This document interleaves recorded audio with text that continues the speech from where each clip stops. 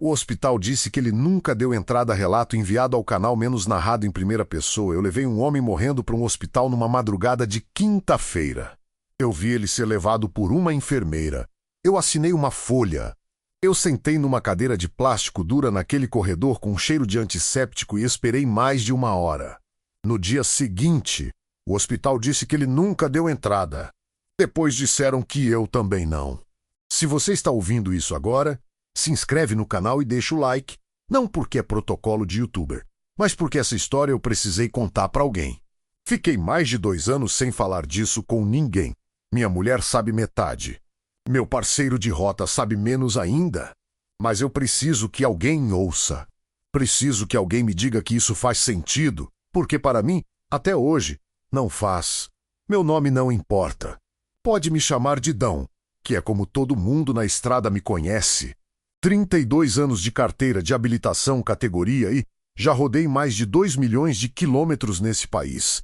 De Belém até Chuí, de Corumbá até Salvador. Conheço mais a Brasil Minas do que conheço o rosto dos meus filhos dormindo. Isso não é orgulho. É só a verdade da vida de caminhoneiro.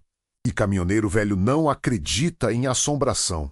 Eu preciso que você entenda isso antes de qualquer coisa.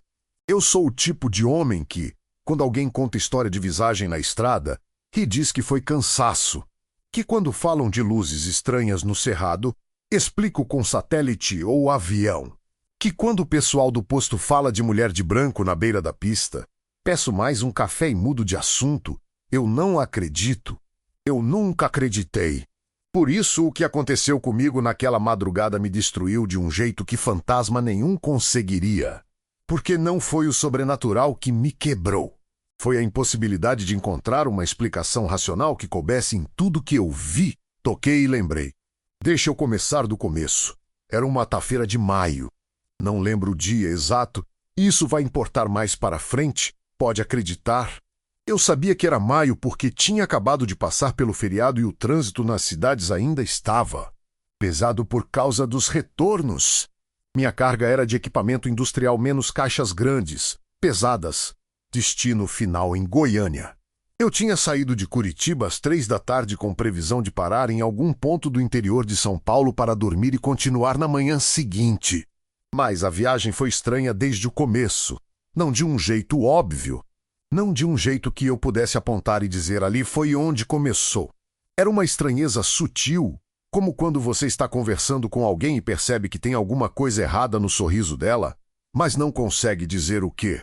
A temperatura caiu mais do que devia para a época do ano. O rádio ficava mudando de estação sozinho, menos coisa de sinal fraco. Eu sei. Acontece muito no interior menos, mas numa delas. Por uns 3 segundos, antes de virar chiado, eu ouvi uma voz que parecia estar falando meu nome tão curto, seco, no volume normal de uma locutora de rádio. Eu desliguei o rádio e fiquei com o silêncio do motor até Itapetininga. Eu era o único caminhão naquele trecho por um bom tempo. Às vezes aparecia um carro de passeio, passava rápido, sumia. As fazendas do lado da pista ficavam mais escassas. Tinha trecho que eram só mato dos 2 lados. Eucalipto alto. Aquela sombra vipreta que o farol recorta, mas não ilumina de verdade. Você que é caminhoneiro sabe o que é isso. Você que nunca foi. Imagina navegar num corredor estreito onde tudo o que existe começa e termina no cone de luz à sua frente. E o mundo inteiro atrás de você é escuridão total. É bonito de um jeito estranho. É solitário de um jeito que aperta. Naquela noite, eram as 2 coisas, mas o segundo pesava mais. Eu parei num posto que eu conheço bem menos ou que eu achava que conhecia bem. Lá pelo quilômetro 312 de uma rodovia estadual que corta o interior de São Paulo em diagonal. Não vou dar o número exato da rodovia, não por medo de processo, mas porque depois de tudo que aconteceu, não tenho certeza se era a rodovia que eu pensava que era. O GPS mostrava uma coisa, a placa na entrada do posto mostrava outra, e quando eu tentei lembrar depois, os 2 números tinham virado uma pasta na minha memória. O posto tinha 2 funcionários.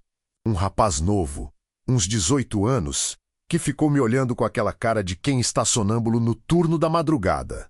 E uma mulher mais velha, cabelos grisalhos presos num coque. que me atendeu no caixa com a eficiência mecânica de quem fez aquilo tantas vezes que nem precisa estar presente para fazer. Paguei, pedi um caldo de cana, não tinha. Só café. Tomei o café, fui ao banheiro. No banheiro tinha um espelho trincado no canto. Não era uma trinca nova, era daquelas antigas, já com o metal atrás enferrujando pelas bordas. E no espelho, eu me olhei por um tempo mais longo do que o normal. Não sei por quê. Só fiquei olhando para minha própria cara menos olheiras. Barba de 3 dias. A sombra do boné que eu não tinha tirado. E tive aquela sensação estranha de não reconhecer completamente o que estava vendo. Não uma alucinação, não um rosto diferente. Só aquela fração de segundo que às vezes acontece com qualquer pessoa quando você olha muito tempo para o próprio. Reflexo e o cérebro desconecta. Mas durou mais que uma fração. Durou talvez uns 10 segundos. Eu sacudi a cabeça, joguei água no rosto e saí. Já no caminhão, decidi que ia rodar mais umas 2 horas antes de parar para dormir. Eu estava cansado, mas não no nível que justificava parar. Era aquele cansaço de fundo, constante, que a gente aprende a conviver. Quando você é caminhoneiro há 30 anos, esse cansaço vira ruído de fundo. Você, para quando ele vira alarme, ainda era ruído. Eu voltei para a estrada. Eu o vi às 2h47 da manhã. Eu sei o horário porque eu olhei para o painel imediatamente quando vi a figura. É um reflexo. Você vê algo na pista. Você olha para o velocímetro para calibrar o tempo de frenagem e o relógio digital fica ali do lado. 2h47. Ele estava no acostamento, do lado direito, uns 20 metros antes de uma curva leve. De longe, no cone do farol, pareceu primeiro um animal grande, um cão, talvez, ou uma capivara. Mas conforme eu me aproximei, a forma foi ficando humana. Um homem agachado, quase dobrado sobre si mesmo. Eu reduzi a velocidade antes de decidir parar. Esse é o instinto do caminhoneiro. Você não para imediatamente, você avalia primeiro. Não por frieza, mas por segurança. Tem muito golpe na estrada. Tem muita situação que começa com alguém precisando de ajuda e termina de um jeito que ninguém quer. Mas quando o farol bateu nele de perto, eu vi o sangue. Não era pouco. Era escuro, quase preto com a luz do farol, numa mancha grande que partia do ombro esquerdo e descia pelo lado do corpo dele. A camisa menos branca, ou que tinha sido branca menos, estava empapada. Ele não estava agachado. Ele estava tentando ficar em pé e não conseguindo. Eu parei o caminhão. Desci devagar, deixei a porta entreaberta, mão no bolso onde eu carrego o canivete, não por intenção de usar, mas porque mão no bolso muda a sua postura de um jeito que às vezes importa. Me aproximei e devagar chamei atenção antes de chegar perto. Ei, pode me ouvir? Ele levantou a cabeça. Era um homem de uns 40 e poucos anos. Cabelos escuros, pele morena. Rosto que eu descreveria como comum, não feio, não bonito. O tipo de rosto que você vê e esquece. Os olhos dele eram o que me assustou. Não pelo branco ou pela expressão de dor, mas porque ele me olhou e eu tive a impressão muito clara de que ele já me esperava. Não alívio de quem foi achado, reconhecimento de quem encontrou quem estava procurando. O hospital, ele disse, voz grossa, respiração irregular. Você sabe onde é um... Não era pergunta. Era afirmação. Não conheço a região, eu disse, mas a gente acha. Você consegue andar? Ele conseguiu, com muita ajuda. Eu coloquei o braço dele sobre meu ombro e levei até a cabine. Era mais pesado do que parecia. Não anormalmente pesado, só o peso real de um homem adulto, que a gente às vezes subestima. Eu o coloquei no banco do passageiro com cuidado. Reclinei levemente, coloquei o cinto. Ele não falou nada durante tudo isso. Só respirava fundo. Qual é o seu nome? Eu perguntei, já voltando para o banco do motorista. Ele demorou um tempo longo para responder. Rogério, ele disse. E depois, mais baixo, quase para si mesmo, eu acho. Eu não prestei muita atenção nesse eu acho naquele momento. Atribui ao choque, à dor, à confusão mental de alguém ferido. Faz sentido. Faz sentido agora, também, mas por razões completamente diferentes. Liguei o jazz, Digitei hospital na busca. Apareceu um resultado menos a 12 quilômetros dali, numa cidade pequena que eu não conhecia o nome. Não era uma cidade que eu tinha passado antes. Não era uma cidade que eu conhecia. Mas o GPS mostrava o caminho e eu segui. Rogério não desmaiou durante o trajeto, mas também não falou muito. Respondia quando eu perguntava: "Você está acordado? Está me ouvindo?" Com monossílabos. Uma vez eu perguntei o que tinha acontecido com ele e ele ficou quieto por uns 20 segundos e então disse: "Eu saí do carro. Acidente." Eu não perguntei mais nada. A estrada foi ficando estranha conforme eu me afastava da rodovia principal. Não era asfalto ruim, menos era asfalto diferente. Mais escuro, quase cinza chumbo, sem aquelas linhas brancas desgastadas que você vê nas rodovias antigas. Era como se a pista tivesse sido refeita recentemente. Mas não houvesse nenhum sinal de construção, nenhuma faixa amarela, nenhum cone esquecido no acostamento. A vegetação dos lados também mudou, menos eucalipto, mais mata fechada. Árvores que eu não soubesse nomear, grossas, com raízes que saíam pela beira do asfalto. O GPS continuava mostrando o caminho, mais uma vez, por uns 40 segundos. A tela ficou completamente branca, não preta. Branca menos como se tivesse perdido o sinal e ao mesmo tempo estivesse tentando recalcular com tanta força que a tela saturou. Depois voltou ao normal e eu continuei. A cidade apareceu de repente, como essas cidadezinhas do interior aparecem quando você está acostumado com rodovias maiores, de uma hora para outra, sem aquele perímetro gradual de postos e galpões que geralmente anuncia uma cidade maior. Simplesmente mato, mato, mato. Uma rua com casas, eram casas antigas, canelas fechadas.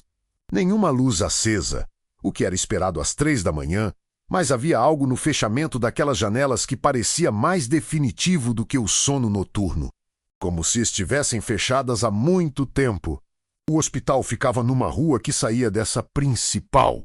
O GPS indicou à esquerda e eu virei. Eu preciso descrever esse lugar com cuidado. Não porque quero impressionar você, mas porque cada detalhe que eu lembro tem importância. E porque quando eu tentei descrever depois, percebi que a memória tinha lacunas nos lugares mais específicos. O prédio era de 2 andares, pintado de branco, mas com aquele branco amarelado de tinta que já passou do prazo, não suja, só cansada. Tinha uma placa na fachada, iluminada por uma lâmpada de sódio alaranjada, e a placa dizia o nome do hospital. Eu li aquela placa. Eu a li pelo menos 2 vezes porque precisava de referência para saber onde eu estava. Eu não consigo lembrar o que estava escrito. Não é que seja um nome difícil. É que quando eu tento puxar essa memória, ela está lá. Eu sei que li. Eu sei que formei as letras. Eu sei que o nome tinha mais de uma palavra a menos, mas o conteúdo em si é como tentar segurar fumaça. Quanto mais eu aperto, mais se dissolve. Isso vai acontecer com outros detalhes também? Não estou inventando. É o que tinha um estacionamento à frente, mal iluminado. 2 carros parados.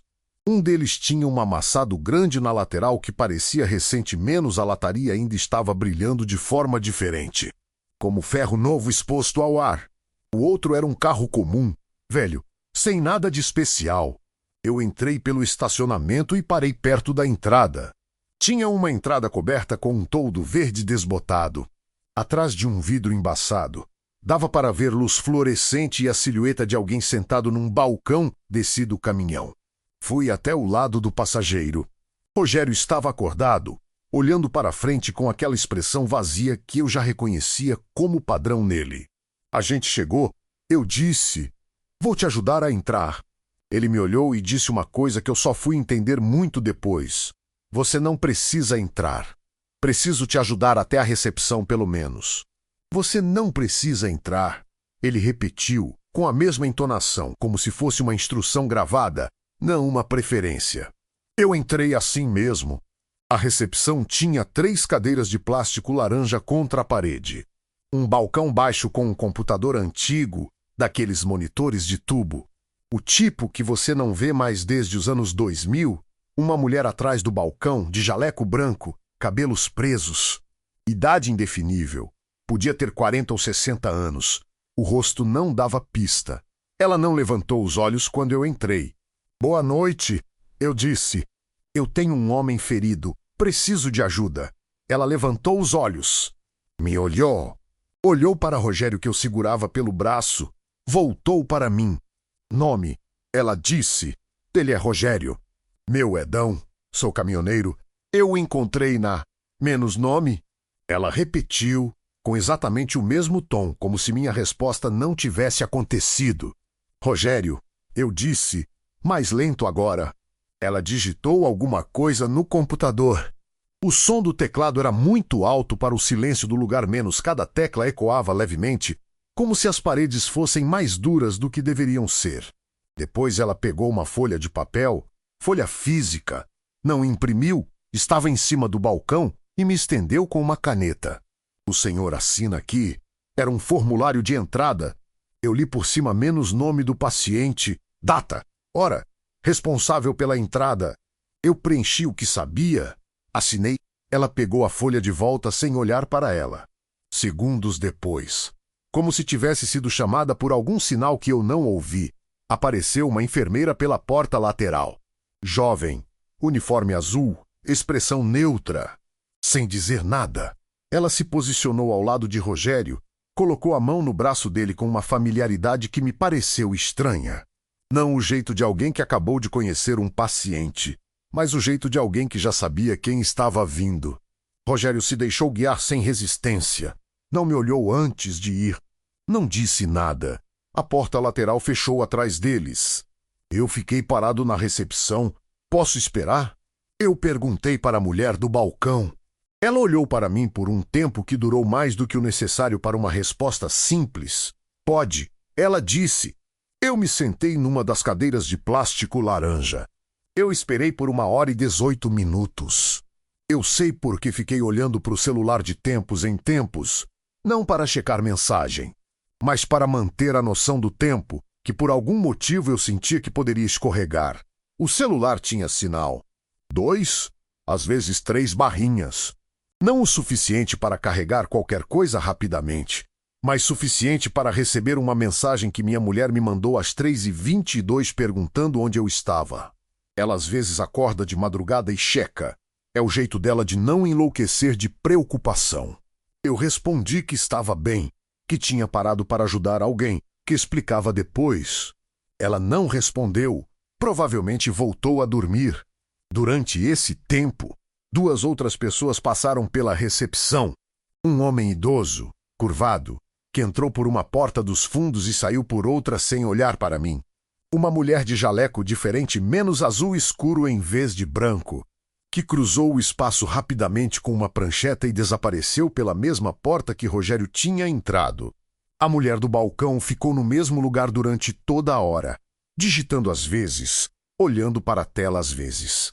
Uma vez, olhando para mim. Quando ela olhou para mim dessa vez, foi direto, sem a hesitação de quem olha por acidente. Um olhar fixo, calculado, que durou 3 ou 4 segundos antes de ela voltar para a tela do computador. E nesse olhar tinha alguma coisa que eu não soube nomear naquele momento. Agora eu acho que era reconhecimento. Não o tipo de reconhecimento de "te vi antes". O tipo de reconhecimento de eu sei exatamente quem você é e o que você vai fazer agora. Às 4h05 eu me levantei e fui até o balcão. Tem alguma notícia do homem que eu trouxe? Rogério, ela me olhou. O senhor pode ir descansando? Ela disse. Ele vai ficar aqui. Ele vai ficar bem? Ele vai ficar aqui? Ela repetiu. Mesma resposta, mesma entonação, como um eco de si mesma. Eu não sabia o que mais perguntar. Não era familiar nem amigo. Eu era um motorista que tinha encontrado um desconhecido na pista. Legalmente, minha responsabilidade tinha terminado quando eu o entreguei na recepção e assinei o papel. Moralmente, eu me senti um pouco responsável ainda, mas não sabia de que forma exercer isso. Tem algum número que eu possa ligar amanhã para saber como ele está? Eu tentei.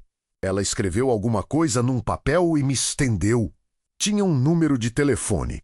10 dígitos, sem código de área, sem nome ou indicação. Eu peguei o papel. Boa noite, ela disse, com a finalidade de quem está encerrando uma conversa. Eu saí no caminhão, parei por uns 5 minutos antes de ligar o motor. Olhei para o prédio pela janela. 2 janelas acesas no 2º andar, uma no andar de baixo, além da recepção. O toldo verde balançando levemente num vento que eu mal sentia lá dentro. Tudo normal. Tudo dentro do que seria esperado de um hospital pequeno numa cidade pequena no interior de São Paulo às 4 da manhã. E ainda assim, enquanto eu saía do estacionamento e voltava para a rua, eu tive vontade de olhar para o retrovisor. Não para ver o hospital, para ver se o hospital ainda estaria lá quando eu não estivesse olhando para ele. Eu não olhei. Continuei em frente e não olhei.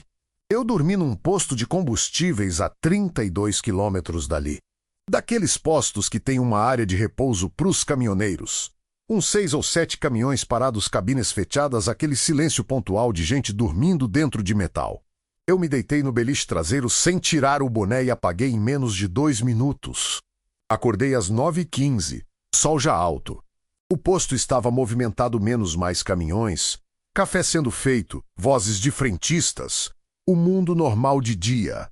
Eu fiz minha higiene como podia, tomei café, comi 2 pães de queijo. E quando eu estava voltando para o caminhão, lembrei do papel com o número de telefone, liguei, o telefone chamou 3 vezes 456. Ninguém atendeu. Tudo bem, eu tinha um prazo de entrega. Ia ligar de novo mais tarde. Segui viagem. Rodei umas 4 horas. Parei num restaurante de beira de estrada perto de Uberaba para almoço. Liguei de novo. Dessa vez, em vez de chamar, deu toque de ocupado. Depois chamou 4 vezes e cair na caixa postal menos, mas a caixa postal não tinha nome, não tinha identificação. Apenas um bip. Oi, eu. Eu trouxe um paciente aí essa madrugada, um homem chamado Rogério. Queria saber como ele está. Pode me retornar nesse número? Obrigado. Ninguém retornou. Na entrega em Goiânia, no fim do dia, eu estava na fila de descarga quando decidi tentar uma coisa diferente. Abri o navegador do celular e digitei o nome da cidade onde o hospital estava, mais a palavra hospital. Não apareceu nada específico o suficiente. A cidade era pequena demais para ter muita presença online. Apareceram uns resultados genéricos, referências ao posto de saúde municipal, que é diferente de hospital, e uma menção num blog antigo de viagens regionais. Eu tentei digitar o nome do hospital, mas percebi que não conseguia lembrar. Isso foi a primeira vez que me dei conta do problema. Eu tinha lido aquela placa, tinha lido com atenção, mas o nome tinha sumido da memória como sumem os sonhos pela manhã. Você sabe que estava lá. Você sabe que tinha conteúdo, mas quando você estica a mão para pegar, já virou ar. Tentei o endereço. O GPS tinha guardado o destino. Abri o histórico. O histórico de rotas do GPS mostrava meu percurso de Curitiba até Goiânia com uma linha contínua. A cidade, o hospital. Devia estar lá. Não estava. A linha ia da rodovia estadual até o posto onde dormi. Sem desvio, sem interrupção. Como se eu não tivesse saído do trajeto em nenhum momento. Eu olhei para aquela linha por um tempo longo. Depois pensei: GPS falha. GPS perde histórico. Isso acontece. Não é evidência de nada. E fui descarregar. Levei 2 dias para aceitar que precisava voltar. Não era parte do meu roteiro. Eu tinha outra carga para buscar, outro prazo, outro destino. Mas a inquietação ficou crescendo naqueles 2 dias como água subindo devagar num porão. Você ignora no começo. Acha que vai baixar, então um dia você está no joelho. Falei para o despachante que precisava de 2 dias livres por motivo pessoal. Ele resmungou, mas liberou. Peguei o carro da minha cunhada, menos minha mulher usava o nosso, e voltei para aquela região. Eu sabia a rodovia estadual. Sabia mais ou menos o ponto onde tinha encontrado o Rogério. Não sabia o nome da cidade. Não sabia o nome do hospital. Mas sabia a direção geral que o GPS tinha me mandado naquela madrugada. Eu segui aquela direção. Cheguei na mesma rodovia. Encontrei o trecho que parecia certo, os eucaliptos do lado, a curva suave, o acostamento longo. Reduzi a velocidade e procurei a entrada que levava para a cidade. Tinha uma entrada. Uma rua de asfalto saindo da rodovia para dentro do mato. Mas não era a mesma estrada. Essa tinha linhas brancas desgastadas, buracos menores ao longo da beira, uma placa velha indicando o nome da cidade em letras que estavam quase apagadas. A placa nova menos aquela de fundo verde e letras brancas do DNT estava faltando um parafuso e pendia levemente para a esquerda. Nada disso eu tinha visto na madrugada da viagem. Naquela noite, a estrada era nova, lisa, sem marcas. Mas as coisas envelhecem. Eu me disse, você estava exausto. Você não prestou atenção nos detalhes. Entrei na cidade. Era uma cidade pequena mesmo. Talvez uns 3.000 habitantes. Talvez menos. Uma padaria aberta. Um mercadinho. Uma farmácia com grade de metal na frente. A rua principal era de paralelepípedo, não de asfalto, o que eu não tinha notado na primeira vez, mas também tinha chegado de madrugada. Talvez não tivesse prestado atenção. Eu procurei o hospital pela lógica, menos hospital fica geralmente numa rua lateral, próximo ao centro, às vezes com uma placa indicando a direção. Encontrei o prédio, era o mesmo prédio. Tinha certeza. 2 andares, pintura branca amarelada, mesma estrutura, mas não tinha placa na fachada. A entrada tinha um toldo, mas era listrado de vermelho e branco em vez de verde. As janelas estavam fechadas. E na porta principal havia uma placa pequena que dizia Posto de Saúde Municipal. Atendimento segunda a sexta. 7H17H não era hospital, era posto de saúde. Sem atendimento de emergência, sem plantão noturno. Eu fiquei parado na calçada por um tempo que não consigo calcular. Voltei no dia seguinte, numa terça-feira, às 10 da manhã, quando o posto estava aberto. Tinha uma recepcionista menos jovem. Não era a mulher de cabelos grisalhos que eu tinha visto naquela madrugada menos e uma enfermeira que passava de vez em quando pelo corredor. Uma sala de espera com 4 pessoas. 2 com criança no colo, uma senhora idosa, um rapaz com o braço enfaixado. Eu me aproximei da recepcionista e contei uma versão simplificada da história. Que eu era motorista. Que naquela madrugada do mês passado eu tinha trazido um homem ferido até aqui. Ela me olhou com expressão confusa. Aqui não tem atendimento de emergência menos, ela disse, nem à noite. A gente fecha às 5. Eu sei o que a placa diz, mas eu estava aqui. Essa madrugada do dia, eu tentei lembrar a data exata, não consegui. Era uma quarta-feira de maio, umas 3 da manhã. Tinha uma mulher no balcão, cabelos grisalhos.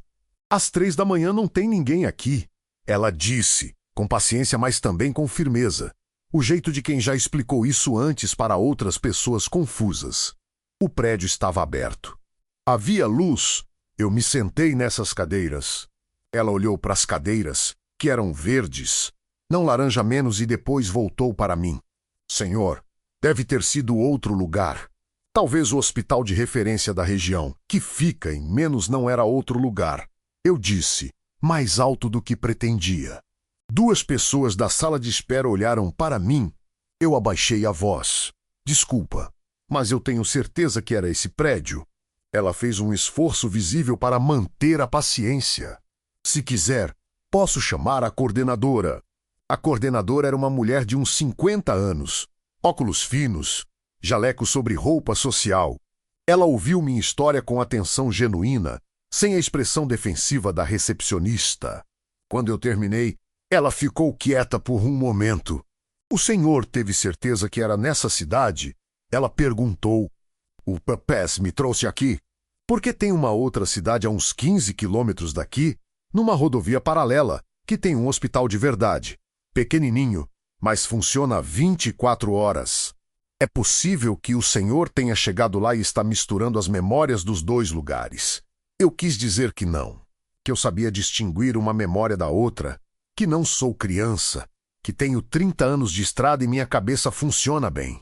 Mas enquanto eu tentava formular isso, percebi que havia uma rachadura muito pequena na minha certeza, porque as cidades eram similares.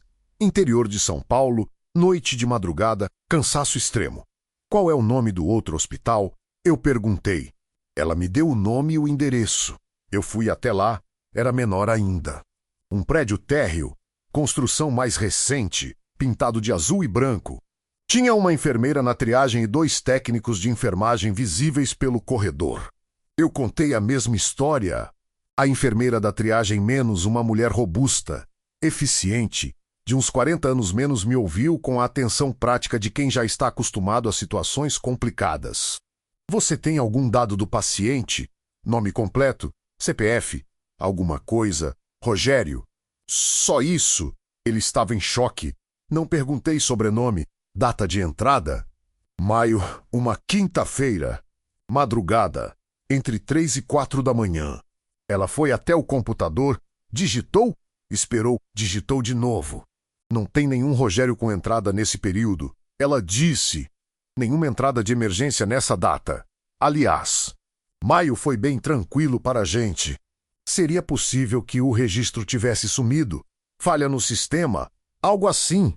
Nosso sistema é básico, mas a gente tem backup. Não some, não. Eu olhei para ela por um tempo.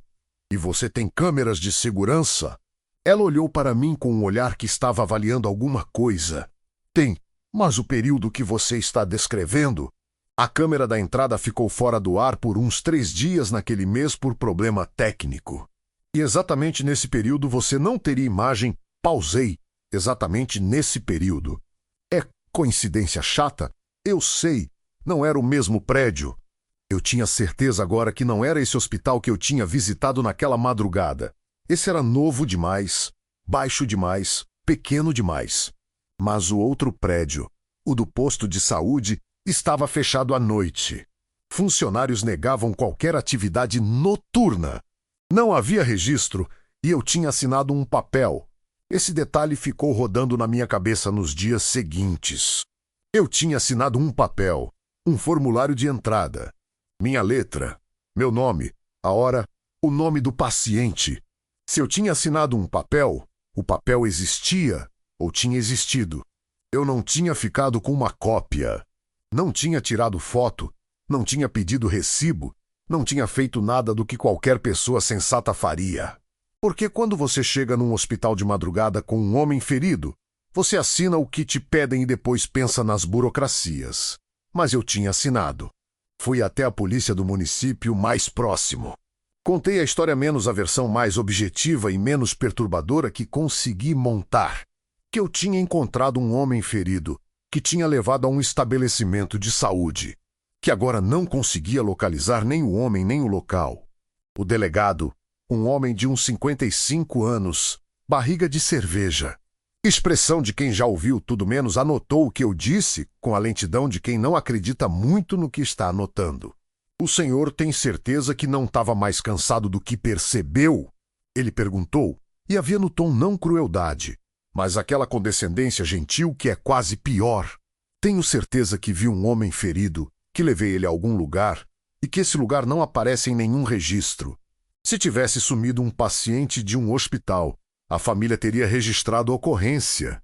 Se tivesse um hospital clandestino funcionando aqui, a gente saberia. E se o homem não tivesse família? Ele parou de escrever. Como assim? E se ele fosse alguém sem registro, sem vínculo, ninguém que fosse sentir falta? Ele me olhou por um tempo longo. Senhor Dão, o senhor precisa descansar. Com o respeito que tenho pelos caminhoneiros menos, meu irmão é caminhoneiro. O senhor provavelmente está sofrendo de privação de sono crônica. É uma condição séria. Pode causar alucinações vívidas que... Eu tenho uma mensagem de texto que eu mandei para minha mulher do hospital às 3 da manhã. Silêncio. Deixa eu ver. Eu peguei o celular. Fui até o histórico de conversas com minha mulher. A mensagem estava lá 3h22. Tô bem. Parei para ajudar alguém. Te conto depois. A mensagem de localização que os celulares às vezes anexam automaticamente mostrava as coordenadas do posto de gasolina onde eu tinha dormido. Não do hospital, não da cidade. Mas eu tinha mandado essa mensagem do hospital. Eu tinha certeza disso. O delegado olhou para as coordenadas e depois para mim. E eu vi nos olhos dele o tipo de pena que as pessoas têm por alguém que acredita em algo que não pode ser verdade. Voltei para casa naquela semana. Minha mulher me olhou diferente. Não com medo. Ela me conhece bem demais para isso. mas com aquela atenção cuidadosa que você dedica a alguém que pode estar no limite sem saber.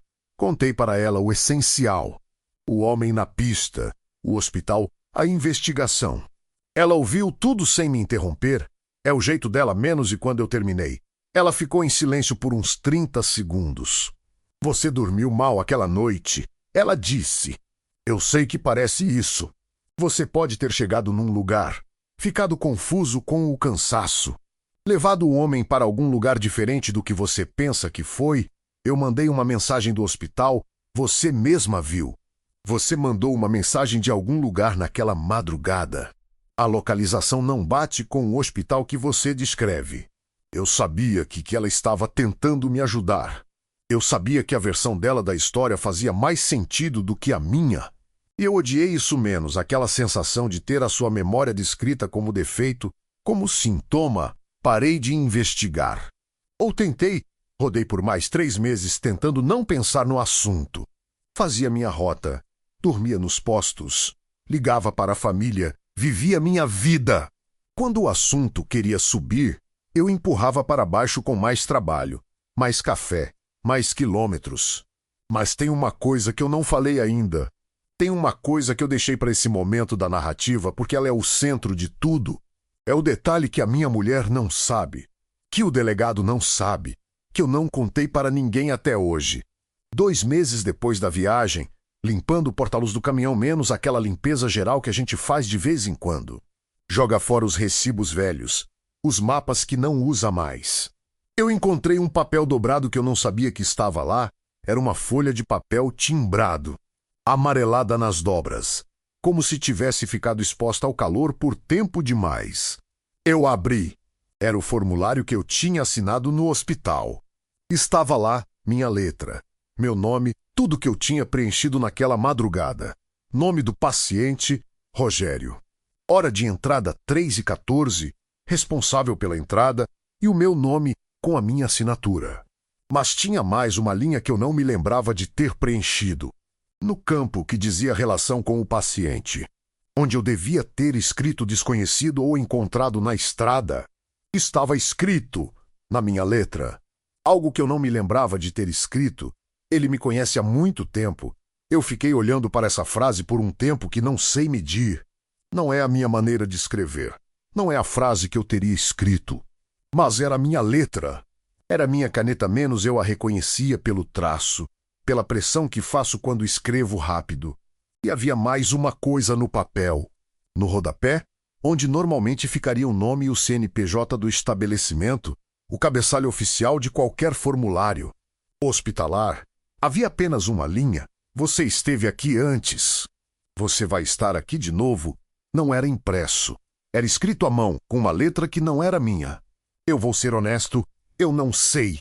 Tenho 3 teorias.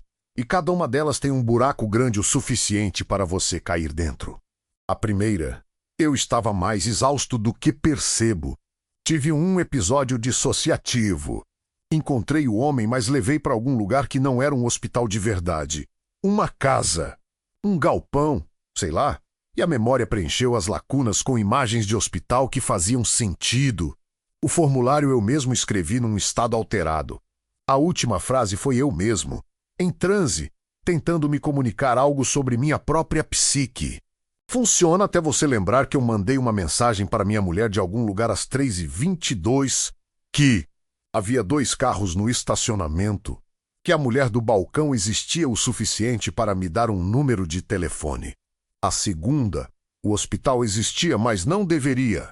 Algum tipo de operação irregular, clandestina, que usava o prédio do posto de saúde fora do horário e apagava todos os rastros.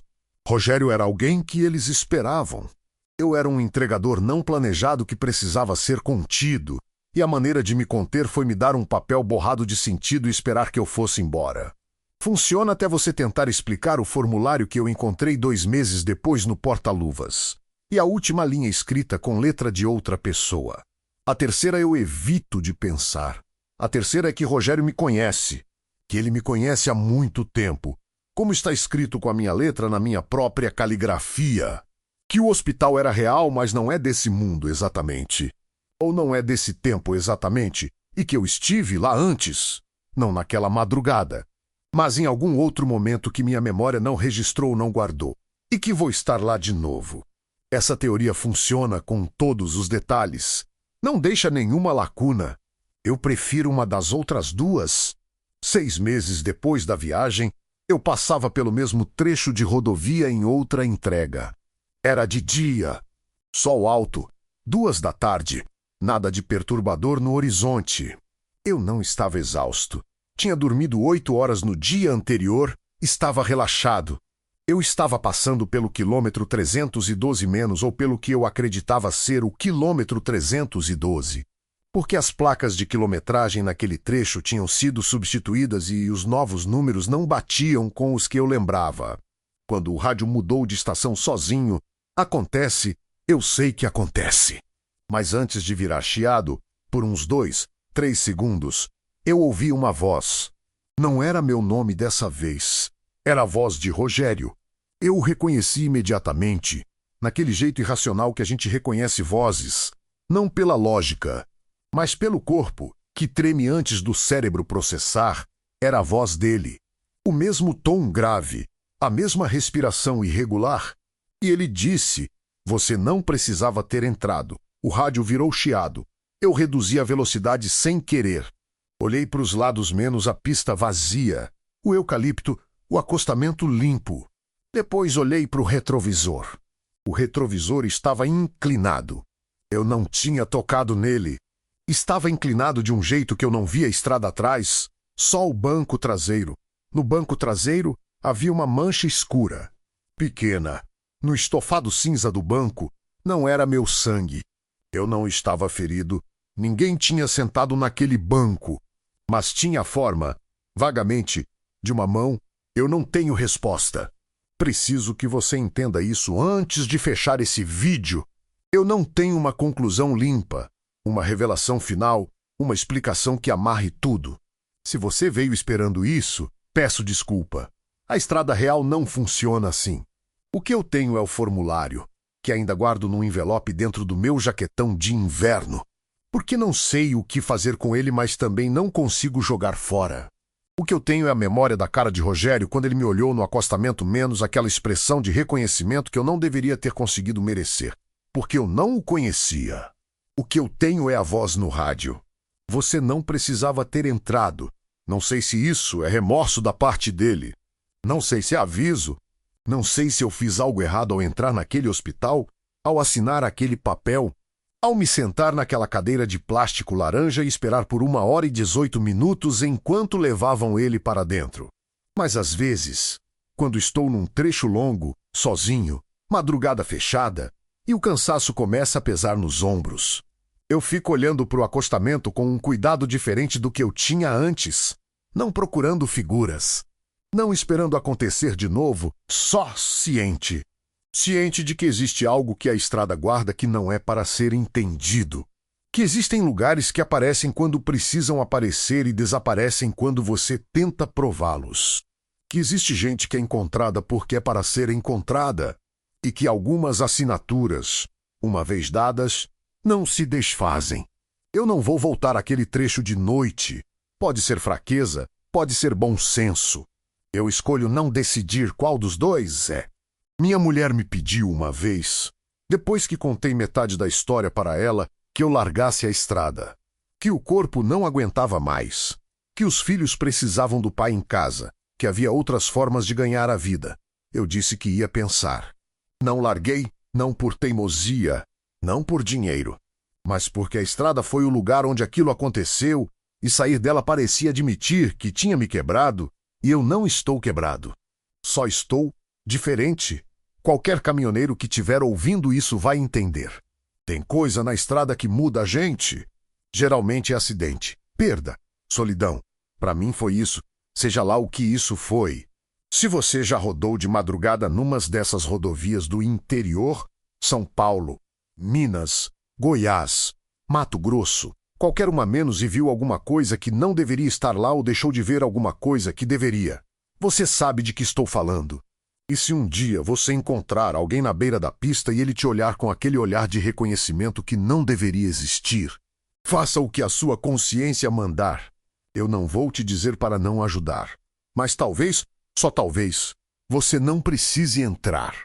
O formulário ainda está no meu jaquetão. Às vezes eu juro que consigo sentir o calor dele através do tecido de um caminhoneiro 32 anos de estrada. Ele me conhece há muito tempo